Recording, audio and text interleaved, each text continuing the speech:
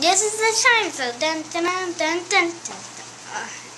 Anyway, today we're going to make rain. And you want to know how? 2 words. Water cycle. You see, water just in the ocean, then it evaporates into the air, then it rains back down again. Why does it rain back down again? Because it gets cooler. Then the molecules just turn back into water.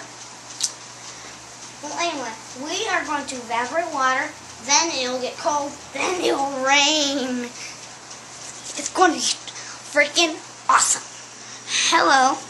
Today we'll learn how water, vapor condenses in the raindrops.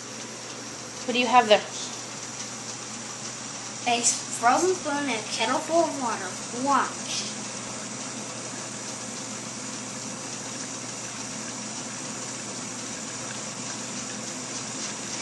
It's a little rain.